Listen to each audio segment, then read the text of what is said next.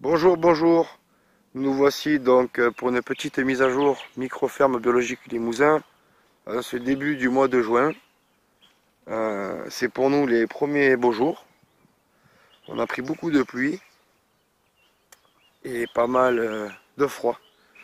Donc là, ça se remet doucement. Petit verger, la campagne en fleurs, le champ de patates, les patates commencent à sortir.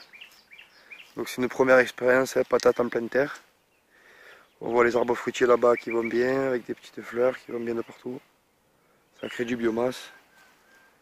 On a eu la petite fantaisie de se créer un chemin de prairie.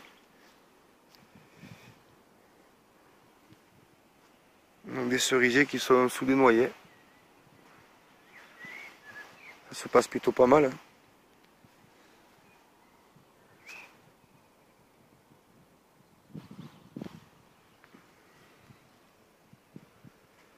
Donc tout ça, ce qu'on voit là, c'est un lac.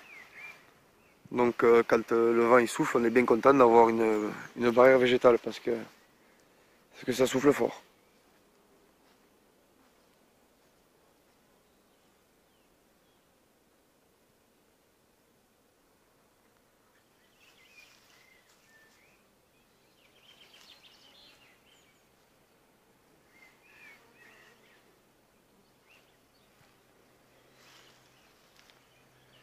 Donc on n'a pas eu de fruits, les fleurs ont été gelées par les scènes de glace. C'est dommage. Il a fait chaud très tôt et on a repris le gel derrière, donc ils étaient tous en fleurs.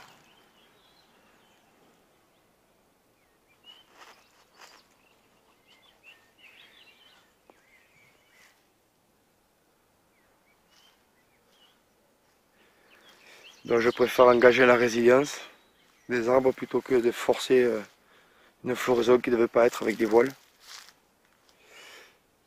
D'après ce que je pense, il est possible que les années plus tard, ils ne se fassent pas avoir par les premières chaleurs. Donc là, c'est leur deuxième année, ils se sont tous fait avoir. Et beaucoup, ils ont laissé la peau. Dans l'hiver, j'ai dû perdre une quinzaine d'arbres à peu près, sur 80, à cause du gel. Notamment tout ce qui est chair jaune à gros noyaux. Les pruniers, pruniers, cerisiers, aucun problème. On est à l'abri des noyers.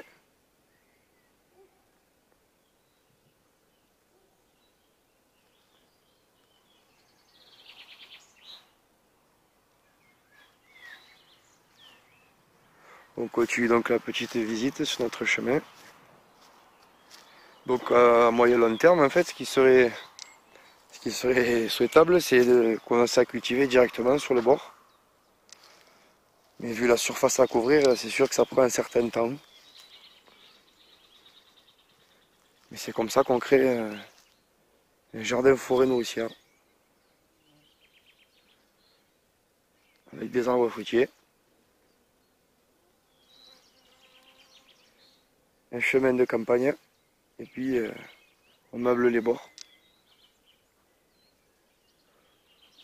Comme on l'a fait ici, sur ce plateau rocheux.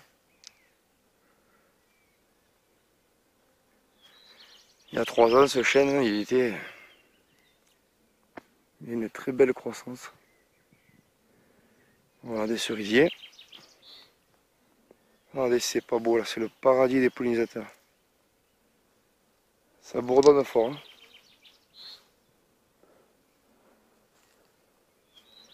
Le chêne offre un peu de fraîcheur. Il fait très chaud aujourd'hui. Donc ce chemin-là pourra porter directement sur le potager. J'aime bien la perspective quand on arrive, de voir un peu le potager avec le transat. Donc là on est sur de la levée sauvage qui s'est auto-semée l'année dernière. Il y a eu des croisements, il y a des plantes que j'avais jamais vues. Mais beaucoup de graines que j'ai plantées moi se sont ressemées et se décalent. Ça ne repousse pas au même endroit où je l'avais semé. Ce qui est compréhensible, hein. Il y a le vent, la pluie, les insectes. Donc le fameux cerisier qu'on a dû sauver d'urgence, car il était en train de se mourir. Donc il a eu une taille sévère réalisée sur 2 ans. Et là, cette année, bingo, on a réussi. Il est reparti dans tous les sens. Regardez-moi tous ces bouquets de partout. C'est magnifique. Donc on va simplement terminer la taille en lui faisant une forme de trident. Un peu comme un petit pompon. Ça va être génial. Oui, c'est jeunes pousses là.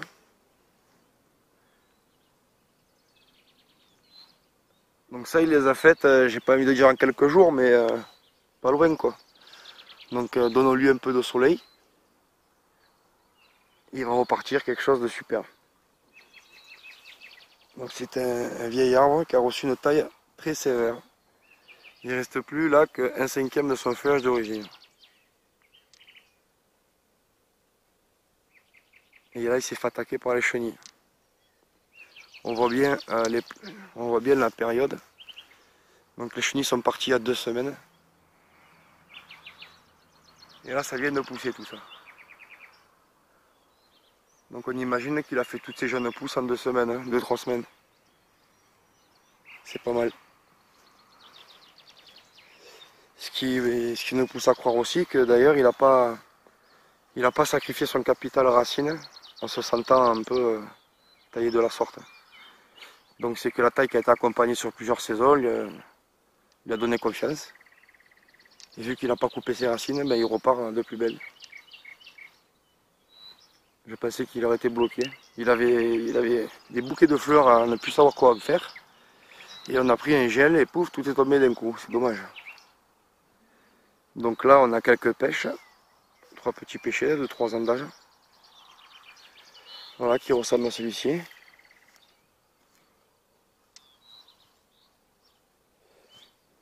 Là, on a un abricotier qui a pris un gel et qui vient de refaire des pousses. Voilà, tout ce qui est rouge là, c'est tout ce qui est jeune. Donc c'est paillé, bien sûr. On y trouve aussi la présence d'une antenne Lakoski au pied. Donc là, on voit des arbres qui n'ont pas survécu à l'hiver. Nous sommes toujours sur le petit chemin de prairie, c'est très sympa.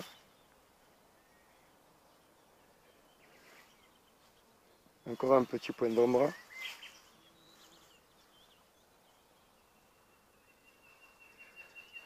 Point de vue poulailler. Donc pour nous, ça sera le dernier passage de tondeuse parce qu'après la canicule, ça poussera plus, ça sera pas beau. Donc là, s'il pleut encore une fois, ça va redevenir vert. Donc ça a été enlevé à l'instant. Donc pour vous dire, il fait quand même assez chaud. Quand je passe la tondeuse là, c'est comme ça. Donc on espère qu'il y aura de l'eau.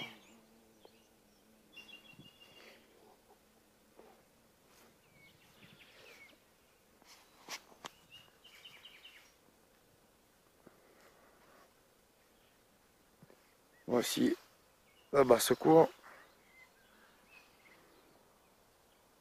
Ils sont bien à l'ombre, tranquilles. Ils ont de l'eau, de la fraîcheur, de l'herbe à manger.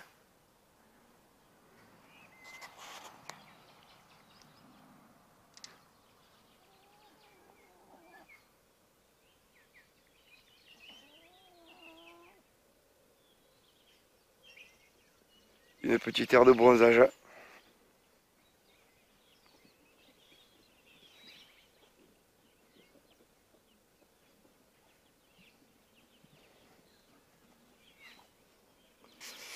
J'en profite pour montrer un peu l'évolution de cette végétale que j'ai déjà présentée. Donc maintenant, les bulbes qu'on avait plantés prennent le dessus sur la floraison qu'on avait eue avec ceci. Et donc on a la relève qui est assurée. Il n'y a plus de salade, on les a récoltés. Les kénopodes toujours, lui il colonise de toute façon. Donc les fèves sont montées mais elles ont un peu de mal. Les céréales, bon il n'y a pas eu de soucis particuliers, tout se développe bien. Les fleurs comme vous le voyez c'est juste magnifique. Donc c'est pas mal du tout.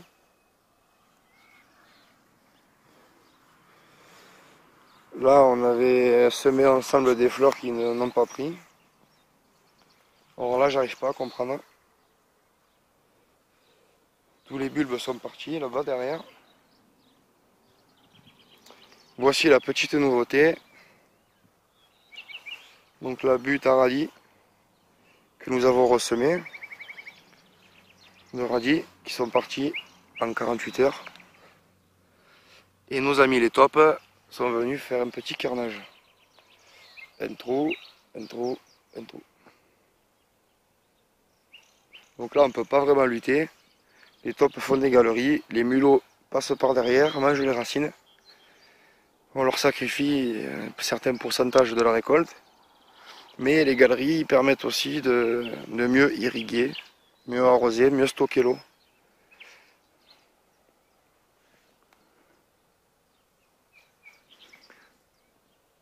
Donc là, petite expérience d'électroculture avec l'antenne Lakowski reliée à la masse,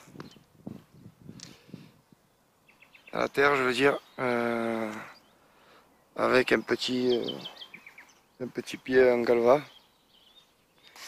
J'ai eu un message d'erreur sur le téléphone, est-ce que ça filme encore?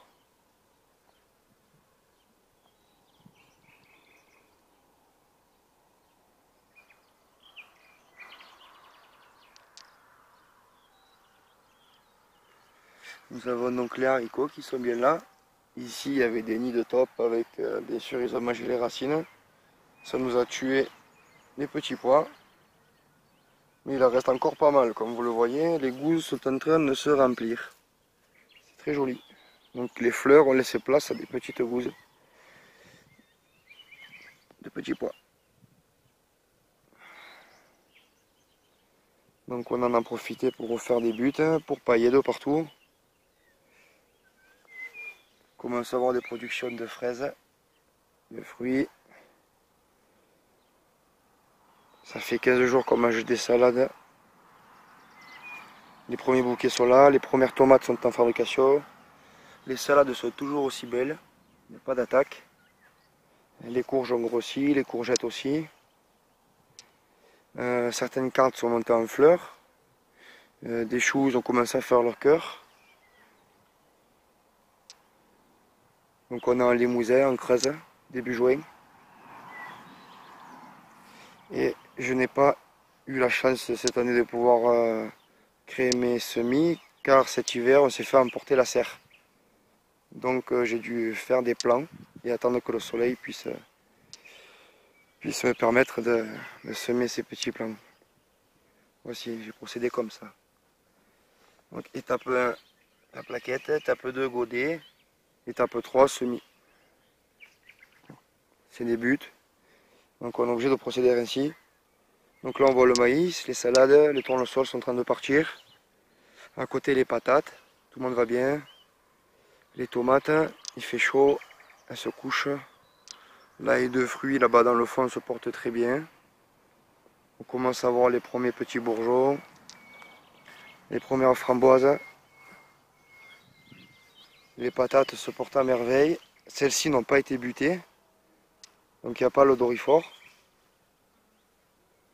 Là on est sur des courgettes, donc je suis en train de pailler. Ça se développe bien. Il y a à peu près 100 mètres de patates et le champ là-bas, donc je pense qu'il y aura assez de patates. Donc là j'ai fait le pari cette année de laisser pousser pour voir ce que ça va donner.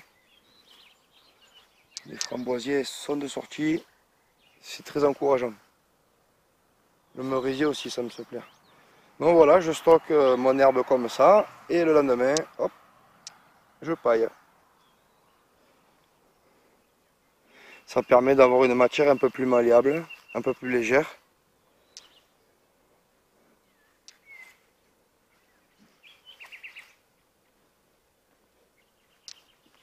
Donc courgettes, courges, maïs, encore des nouvelles buttes. Donc ça c'est des buttes qu'on a implantées cette année. On a fait des patates avec de l'herbe, de la sciure. Juste derrière, sur la mature, c'est des pastèques qui poussent au pied. Là-bas des patates encore. La patate est un aliment de base. Cette année, on a décidé qu'on ne tomberait pas en panne. Elles se sont mangées tellement vite. L'année dernière, on a récolté 70 kg qui est parti en quelques mois. Avec des navets, des carottes, on a fait des soupes. C'était absolument fabuleux pendant l'hiver. Et du coup, on en a très vite manqué. Donc voilà à peu près. Ça, c'est les pastèques. Ça va monter rapidement. Maintenant qu'il y a du soleil. On va aller voir du côté des melons. Ah, les melons, c'est pas forcément bien parti pour le moment. Hein. Donc en plein milieu des fèves, là, il y en a un qui a survécu, juste là. Il y en a un là, encore de melons. Mais bon, ça n'a pas l'air bien courageant. Je pense pas qu'on va avoir des melons cet été. Les betteraves, c'est pas mal. Donc la butte en électroculture auto-fertile, c'est obligatoire. Hein. Le résultat oblige. Je me fais pas d'inquiétude. Les choux pleine terre en ligne ben, sont très jolis. Et même d'ailleurs plus beaux que ceux qui sont dans les buttes. Donc on a les premiers fruits sur les tomates en grappe. Tomatilles et groseilles. On voit le rang de courgettes longues de Nice qui commencent à sortir, se développer à peine.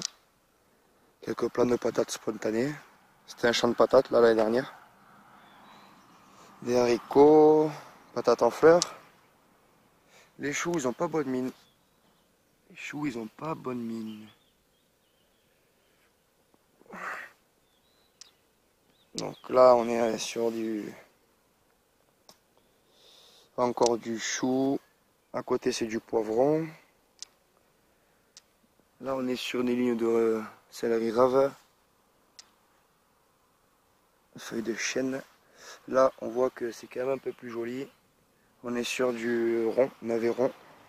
Navéron. Il fait chaud. Je suis sur de la... Eh ben, j'avais pu retrouver le nom, ça y est. Courgette ronde. Eh ben. Donc on voit un rang de betterave. Ici, kénopode. Ici, on est en... Si je commence à avoir chaud à la tête, moi dis donc. C'est des courgettes rondes, courgettes longues. Et là, c'est celle de Nice, juste à côté. Voilà. Donc celles de Nice, apparemment, elles sont beaucoup plus avancées que les deux autres. Et entre chaque, on voit des rangs de kénopodes qui montent en graines avec des radis, avec diverses choses qu'on peut mettre en salade. Donc on va commencer à manger les bêtes aussi. Il faut en profiter. Elles sont belles. Je sens que pour les tomates, il n'y aura pas de soucis. On a laissé monter un pied de céleri rave en graines. Ça fait toujours des semences. Les choux-fleurs commencent à peine à partir. Je vois que les artichauts partent aussi. La salade qu'on a coupée ensemble il y a 2 semaines, elle est repartie. On peut même d'ailleurs refaire, on peut même la reprendre. À côté, les feuilles de chêne sont magnifiques. Ils sont juste superbes, comparativement à la vidéo qu'on avait fait la semaine dernière. Donc je suis toujours dans des classiques, hein. On n'est pas parti sur des choses phénoménales. Voilà, je crois qu'on a à peu près fait le tour. Qu'on a encore créé des buts. Ici on a planté des courges. Donc on s'éloigne à chaque fois pour pas qu'il y ait d'hybridation involontaire, mais il y en aura toujours, hein, mais quoi qu'il en soit, il faudrait des distances tellement. Donc c'est pas grave, on prend le risque. Chaque année il y a des surprises. Donc voilà, les petits arbres sont toujours là, même si on en a perdu pas mal. Donc c'est le tout début de la saison, on va voir comment ça évolue, je vous ferai une vidéo par semaine. Comme ça on verra ensemble comment évolue l'endroit. Allez, vous souhaitez une bonne journée, au plaisir et à bientôt.